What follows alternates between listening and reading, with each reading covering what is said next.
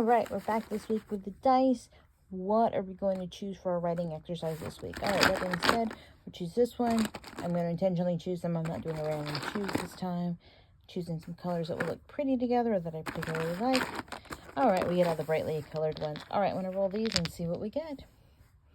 All right, so we have excited. Oh, I love excited.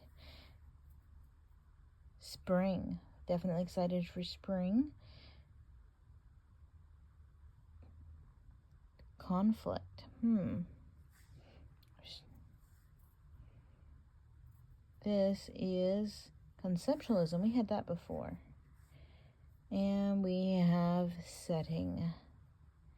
So however we want to combine those, that's what we're doing. So there you have it. Let's see what we get. The 5 words we are including in this writing exercise are 1.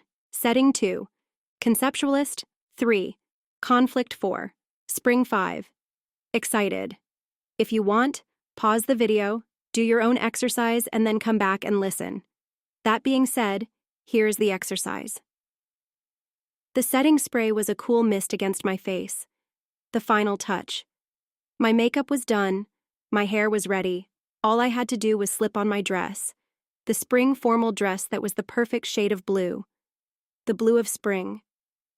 Excitement bubbled up inside me to see the concept that I had helped come up with for the dance. It was a flashback party, retro but modern, with lights and a disco ball.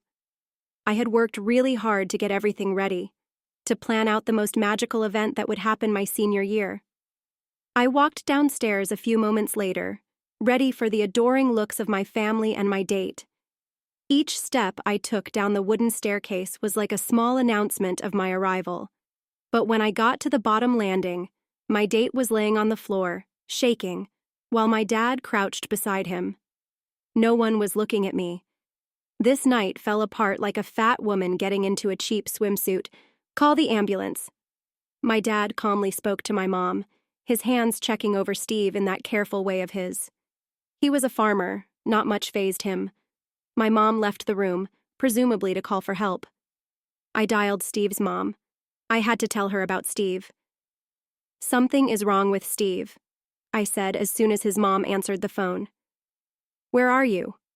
His mom's voice held tension. At my house, I said. Give me 2 minutes. The line went dead.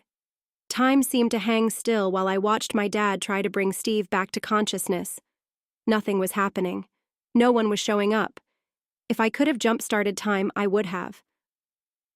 A few minutes later, Steve's parents showed up, opening the front door as if they were part of the family. But of course they were. I had known them since I had started hanging out with Steve. He needs the medicine. Steve's mom spoke to his father with urgency. Steve had never mentioned this medicine that his mom was talking about.